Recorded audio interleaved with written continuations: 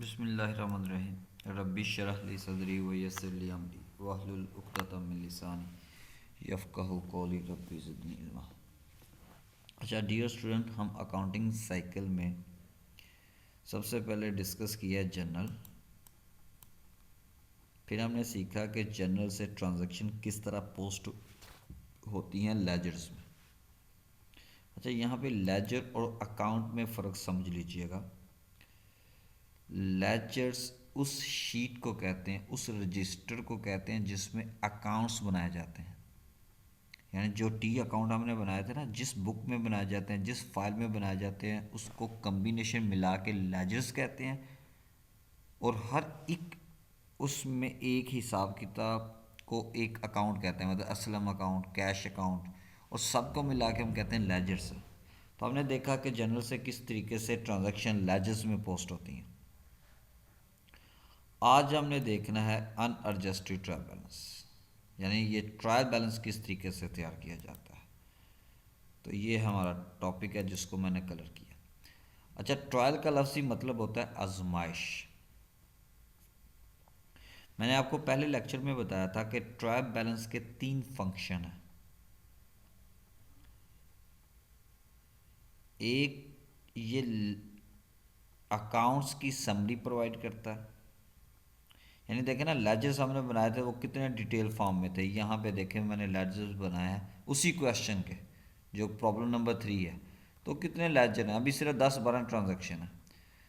तो आपको पता है ढेर सारी ट्रांजैक्शन होती हैं बिजनेस में।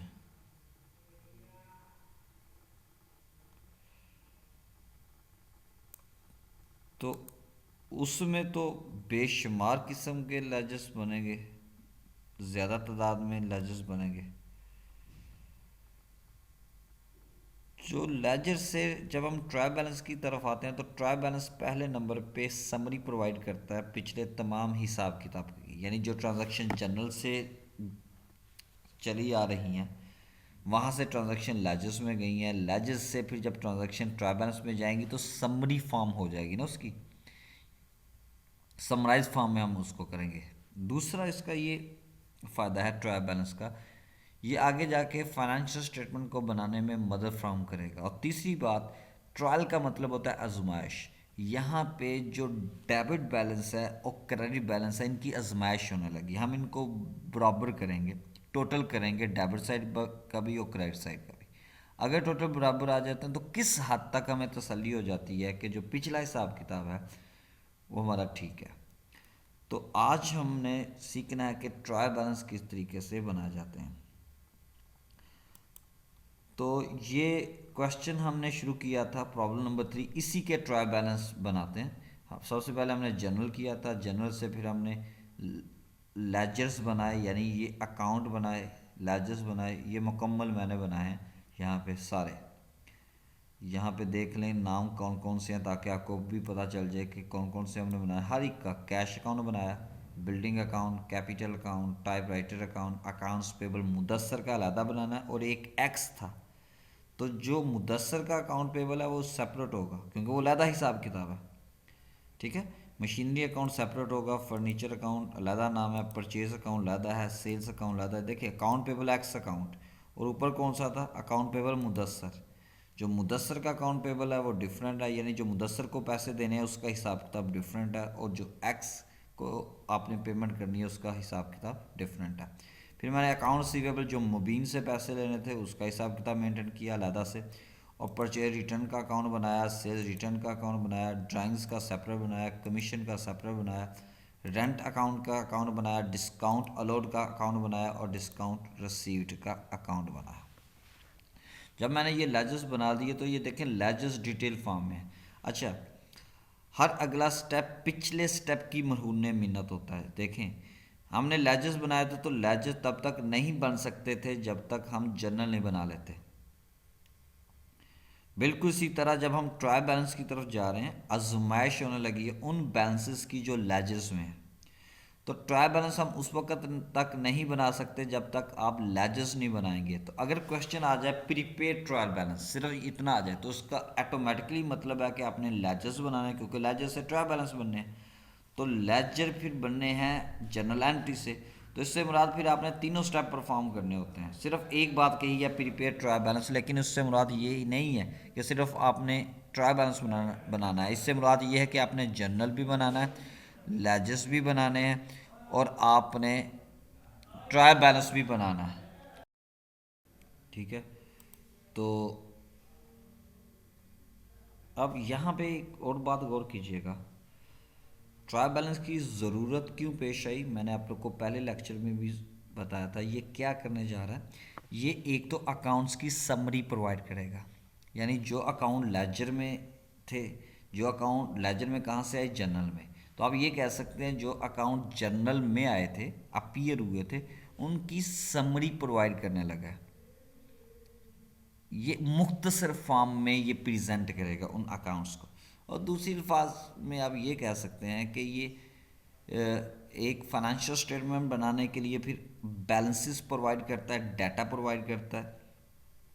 और तीसरी बात आप इसको कह सकते हैं कि यहाँ पे ट्रायल बैलेंस की आजमाइश भी होने लगी है। तो ये तीन फंक्शन दोबारा बोलता हूँ। ट्रायल बैलेंस समरी प्रोवाइड करता है। नंबर टू, ट्रायल बैलेंस ये भी चेक करता है क्या जो अमाउंट हमने डेबिट साइड पे लिखी थी, क्या वही अमाउंट हमने क्रेडिट साइड पे लिखी है कि नहीं।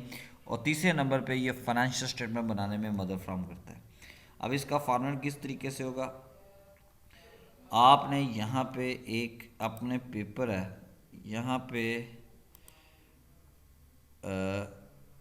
सपोज हम यहाँ बना लेते हैं। तो सपोज आपने यहाँ से एक लाइन ड्रा की, यहाँ बना लेते हैं।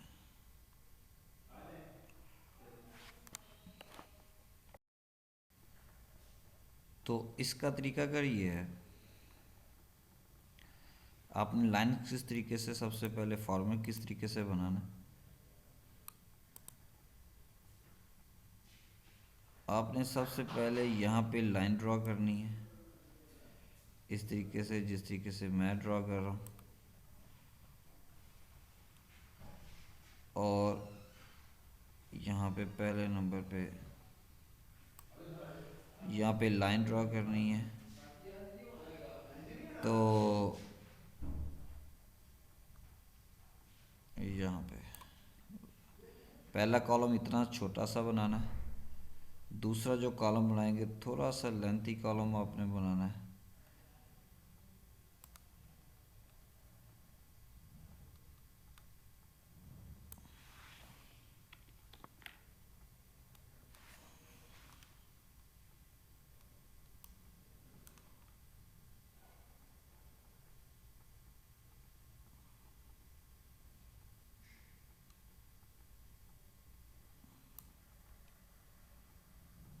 और इसके साथ दो कॉलम और बनाने हैं, यानी इस तरह।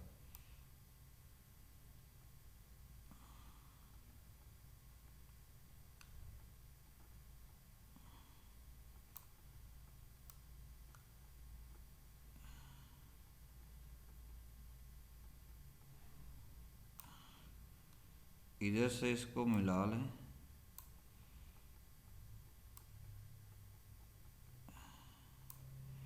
लो जी। इधर नाम लिख ले कंपनी का, जो हम क्वेश्चन कर रहे थे उसमें सपोज कोई भी नाम है। सबसे पहले हम नाम लिखेंगे ABC, फिर हम लिखेंगे अनएडजस्टेड ट्रायल बैलेंस। ये अनएडजस्टेड क्यों है आगे जाके हम बात करेंगे।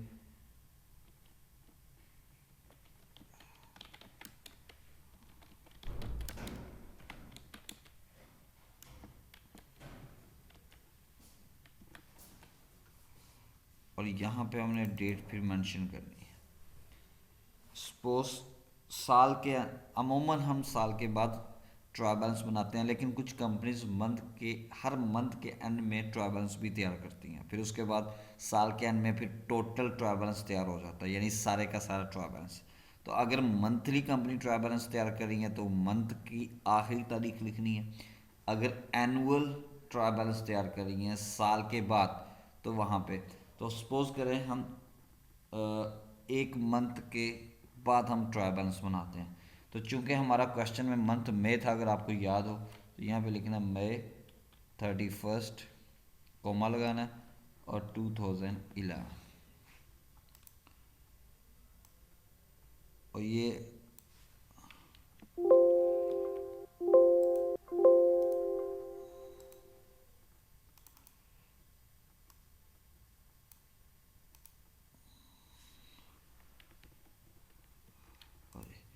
यहाँ पे पहले कॉलम में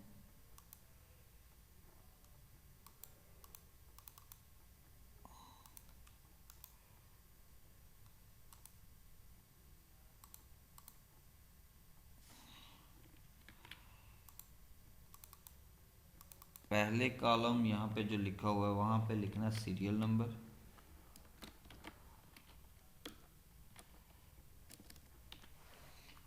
ठीक है। यहाँ पे आपने लिखना है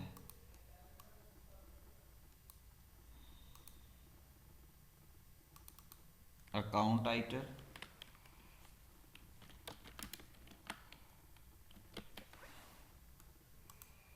और यहाँ पे आपने लिखना है डेबिट, और ब्रैकेट में रुपीस जो करेंसी है,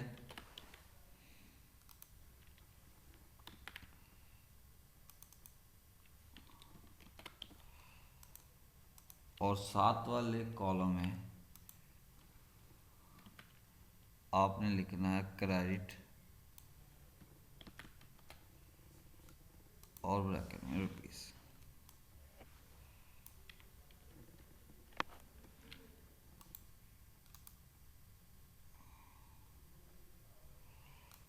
अच्छा जी, उसके बाद यहाँ पे सीरियल नंबर, यहाँ पे अकाउंट टाइटल, डेबिट में अमाउंट, क्रेडिट पे आपने ट्रायल बैलेंस बनाना है लेजर्स को देकर, ठीक है। अब तरीका कर क्या होगा, आपने लेजर से स्टार्ट करना है। जब लेजर हमने बनाए थे तो हमने जनरल से स्टार्ट किया था, ठीक है, जनरल को देखा था। जब आपने ट्रायल बैलेंस बनाना तो आपने लेजर्स देखने हैं, ठीक है। लेजर में सबसे पहले किसका नाम आ रहा है, कैश का, बड़ा आसान सा काम है। आपने यहाँ पे सीरियल नंबर में लिखना है 1, ये अकाउंट नंबर 1 है।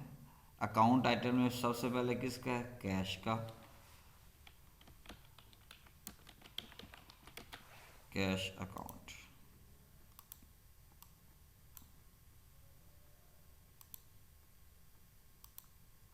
अच्छा जी, अब यहाँ पे डेबिट है, क्रेडिट है।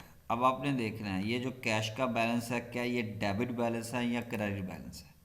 ये जो आपने एंड वाला बैलेंस देखना है, बैलेंस कैरी डाउन, और कोई अमाउंट नहीं देखनी ट्रायल बैलेंस बनाने के लिए। हर अकाउंट का हम बैलेंस सीडी देखे करेंगे, बैलेंस कैरी डाउन। इसका जो बैलेंस कैरी डाउन है ये क्रेडिट साइड पे लिखा है, इसका मतलब ये डेबिट बैलेंस है।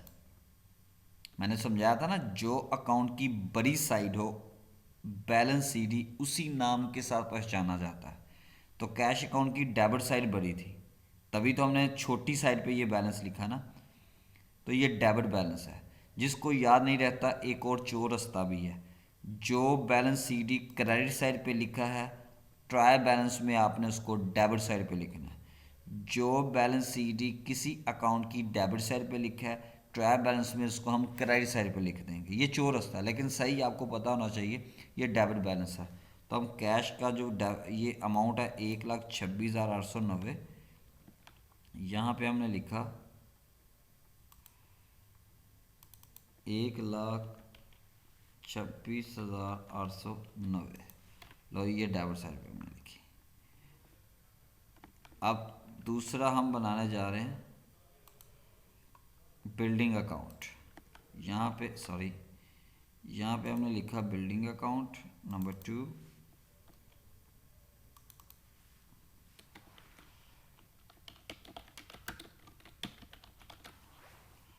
बिल्डिंग अकाउंट, और इसका भी हमने बैलेंस सीडी चेक करना है।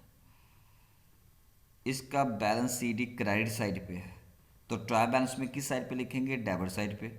1,75,000 ये भी डेबिट बैलेंस है।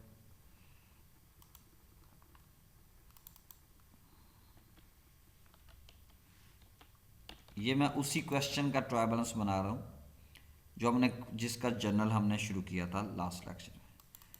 नंबर 3, सीरियल नंबर, सॉरी बार बार आ जाता है इसमें, यहाँ से आगे है हमने कैपिटल अकाउंट। कैपिटल अकाउंट का बैलेंस सीडी डेबिट साइड पे है, तो ट्रायल बैलेंस में किस साइड पे लिखेंगे? क्रेडिट साइड पे। 4 lakh, capital 4 lakh,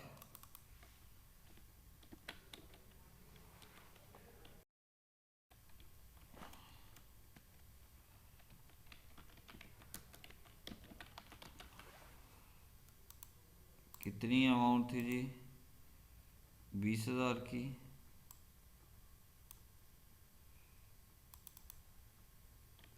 double balance होता है। वैसे भी आपको पता होना चाहिए, मैं अब एक गुर की चीज़ बताने लगा हूँ, गौर से सुनना। एसेट के बैलेंस डेबिट होते हैं हमेशा।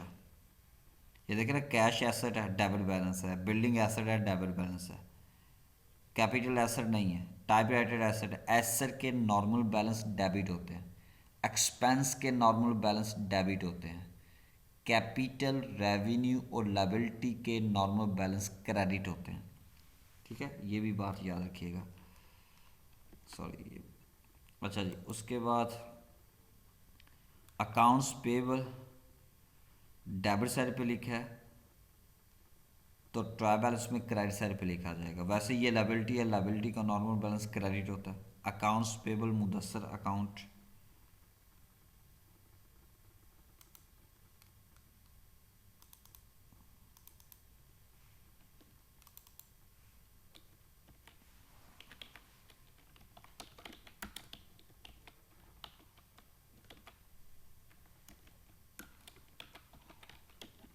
मुदस्सर अमाउंट कितनी है जी? 20,000। ये क्रेडिट साइड पे 20,000। नंबर 6, जर्नल में वापस जाएं जी। मशीनरी अकाउंट, साथ साथ अपना क्वेश्चन भी चेक करते जाएं कि आपका क्वेश्चन ठीक है कि नहीं। अगर यही अमाउंट्स आ रही हैं तो ठीक है, अगर इसके अलावा आ रही हैं तो गलत है। मशीनरी अकाउंट का नॉर्मल बैलेंस डेबिट है 60,000 से।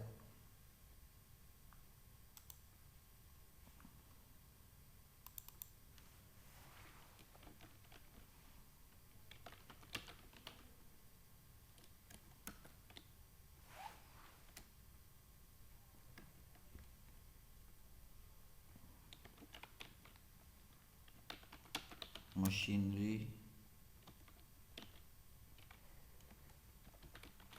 अकाउंट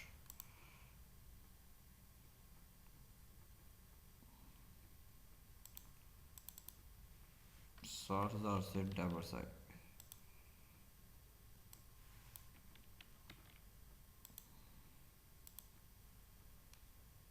एक मिनट,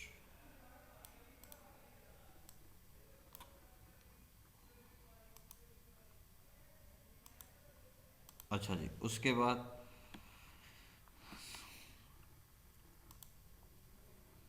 फर्नीचर, फर्नीचर का बैलेंस सीडी क्रेडिट साइड पे लिखा होगा, हम डेबिट साइड पे लिखेंगे। और वैसे भी ये एसेट है, एसेट का नॉर्मल बैलेंस डेबिट होता है।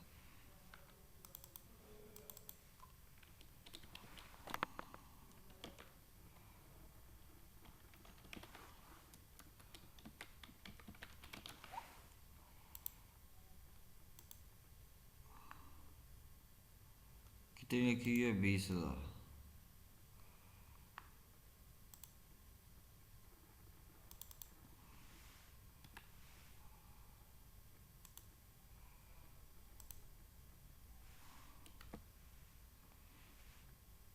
अच्छा जी, उसके बाद नंबर 8, सॉरी,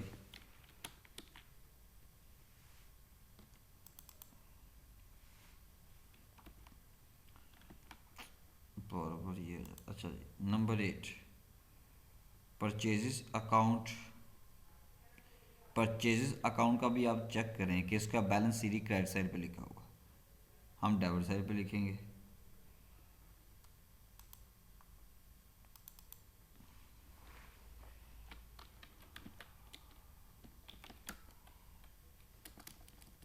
परचेसिस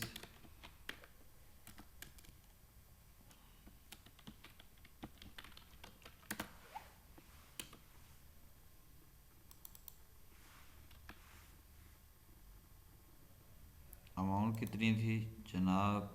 46,000। ये लो जी 46,000। आगे नंबर 9,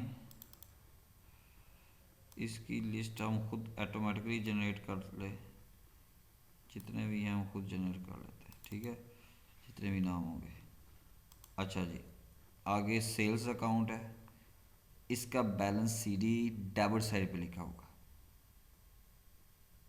तो डेबिट साइड का लिखने का मतलब है ये क्रेडिट बैलेंस है, क्योंकि क्रेडिट साइड बड़ी है, ठीक है। तो 40,000।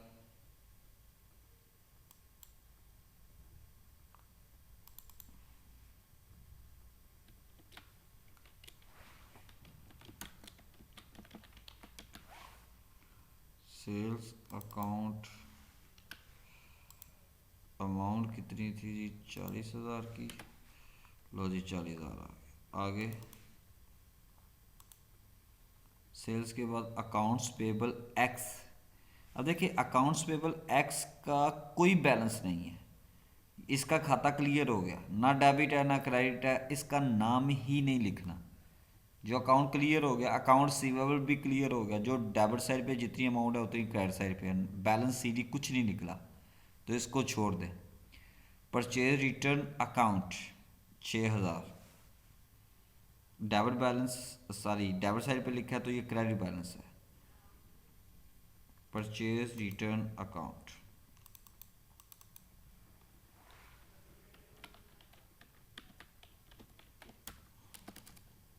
सॉरी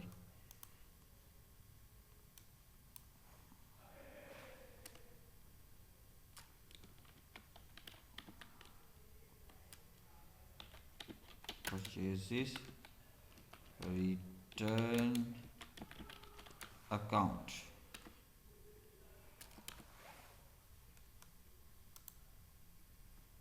तो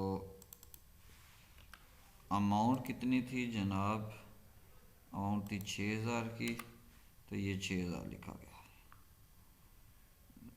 नेक्स्ट नंबर 11 पे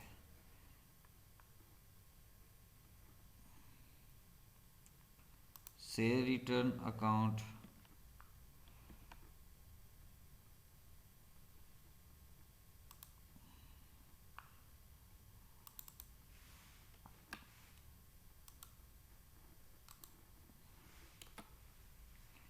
तो जी सेल रिटर्न अकाउंट आ गया। अमाउंट कितनी है?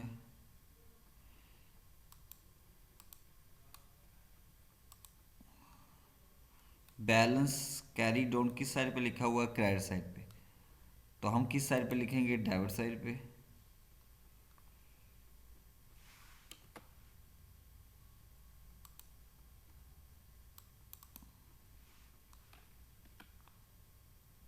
कितनी अमाउंट है? 3,000। और जी 3,000 आ गया।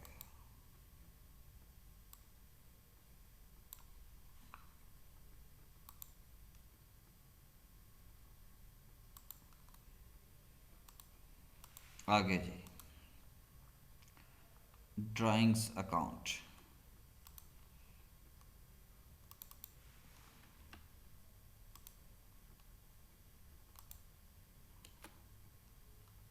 ड्राइंग्स अकाउंट की अमाउंट,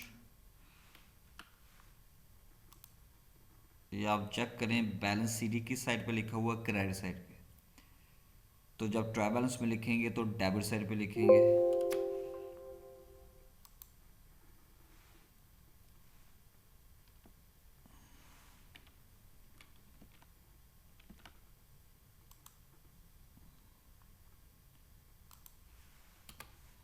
लो जी 20,000। आगे नेक्स्ट कमीशन अकाउंट। लो जी कमीशन अकाउंट की अमाउंट किस साइड पे लिखी है? कमीशन इनकम है तो इनकम का नॉर्मल बैलेंस वैसे ही आपको पता होना चाहिए क्रेडिट होता है, तो ये देखने की ज़रूरत नहीं है, मैं ज़बानी आपको पता होना चाहिए। एसेट का नॉर्मल बैलेंस डेबिट होता है, एक्सपेंस का नॉर्मल बैलेंस डेबिट होता है, इसके अलावा जितने भी अकाउंट हैं उनका नॉर्मल बैलेंस क्रेडिट होता है।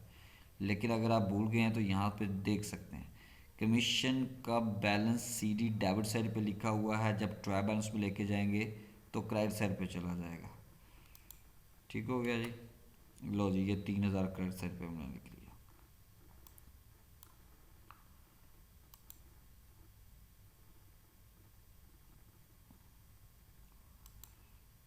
अच्छा जी, उसके बाद नेक्स्ट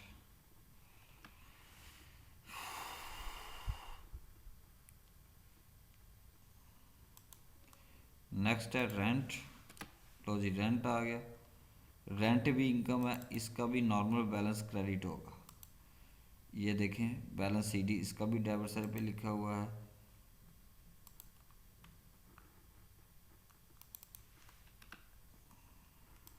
कितना है जी, 2000, ये वाला यहाँ पे 2000। अच्छा जी, उसके बाद discount allowed. Discount allowed expense है, इसका नॉर्मल बैलेंस डेबिट होगा, चेक भी कर सकते हैं। ये देखिए बैलेंस सीडी क्रेडिट साइड पे लिखा है, जब हम ट्रायल बैलेंस में ले के जाएंगे तो डेबिट साइड पे लिखा जाएगा।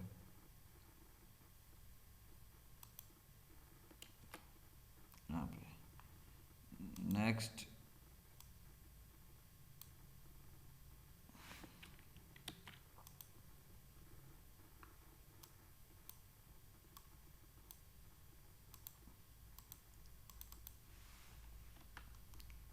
Discount received.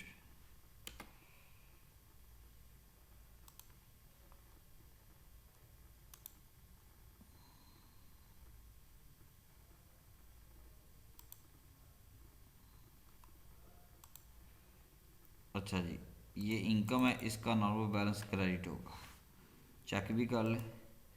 ये इनकम है, ये डेबिट साइड पे बैलेंस सीडी लिखा है, जब हम ट्रायल बैलेंस में लेके जाएंगे तो ये क्रेडिट बैलेंस हो जाएगा। लो जी, ये देखिए कितनी समरी। आप ये ज़रा चेक करें, ट्रायल बैलेंस का मकसद क्या था, समराइज डाटा प्रोवाइड करना। तो यहाँ से देखिए समरी भी तैयार होगी ना, कैश का कितना बैलेंस है, यानी इस वक्त हमारे पास कैश है 1,26,890। डिटेल में देखने की ज़रूरत नहीं है, ये देखें।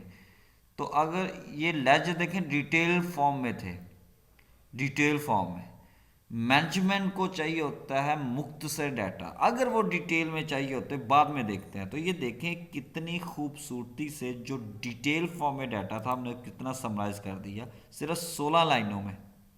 तो ये मैंने कहा था ट्रायल बैलेंस समरी प्रोवाइड करता है, एक फंक्शन। दूसरा फंक्शन ये भी चेक करता है कि जो डेबिट साइड पे अमाउंट्स लिखी हुई हैं क्या वही अमाउंट क्रेडिट साइड पे लिखी है, यानी debits are equal to credit. तो इसको फिर हमने चेक करना है। आपने जब ये यहाँ तक आपने कर लिया तो आपने जहाँ पे ये ख़त्म हो रहा होगा वहाँ पे आपने लाइनें लगानी है 2। एक मिनट,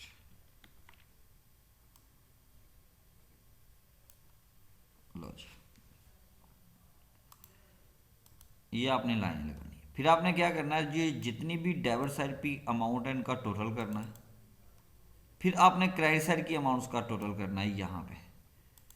अगर डेबिट और क्रेडिट बराबर हो गई तो आपको तसल्ली हो जाएगी कि जो मैंने लेजर्स बनाए थे वो लेजर बनाए थे जर्नल से। इसका मतलब जर्नल की एंट्रीज भी की अमाउंट जो आपने डेबिट और क्रेडिट साइड पे लिखी है वो ठीक लिखी है, यानी जो अमाउंट डेबिट पे लिखी है वही क्रेडिट साइड पे लिखी है, और लेजर्स भी किस हद तक ठीक है। तो इनका टोटल करते हैं।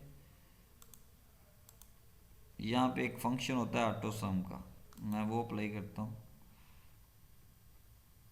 और इसका हमें मुझे पूछ रहा है वो कहाँ तक टोटल करना है, यहाँ तक टोटल करना है जी,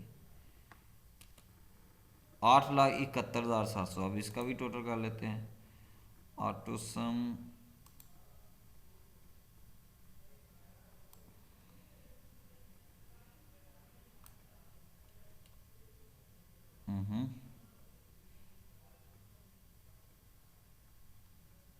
ये कैपिटल अकाउंट गलती से डेबिट साइड पे लिखा गया है, कैपिटल असल में क्रेडिट साइड पे लिखना था। ये गलती हुई है, इसको हम ठीक कर लेते हैं।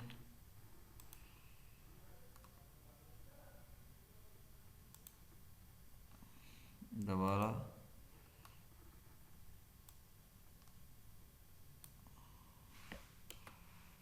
लो जी, 4,71,700 ये हमारा बैलेंस। अगर ये बराबर आ गया तो किस आपको तसल्ली हो जाएगी कि जो हमने लेजेस बनाए थे और लेजेस बनाए थे जनरल से, तो इसका मतलब है जनरल भी कुछ हद तक ठीक है, लेजेस भी ठीक। कुछ हद तक कहने से मुराद ये है कि जो डेबिट साइड पे आपने अमाउंट लिखी थी वो क्रेडिट साइड पे लिखी है। अब जरा चेक करें, ट्रायल बैलेंस ने 3 फंक्शन प्रोवाइड किए। क्या? एक तो समरी प्रोवाइड कर दी, ये भी चेक कर दिया कि डेबिट के जो बैलेंसेस हैं क्या वो क्रेडिट के इक्वल हैं कि नहीं। और तीसरी चीज़ हम आगे जाके पढ़ेंगे, इसकी मदद से हम फाइनेंशियल स्टेटमेंट भी बनाते हैं। तो आज का लेक्चर यहाँ तक है। तो मैं कुछ क्वेश्चन आपको सेंड करूँगा, आपने उसके जनरल बनाने हैं, लेजर्स बनाने और ट्रायल बैलेंस बनाना है। ठीक है, चलें जी, ओके, खुदा हाफिज़।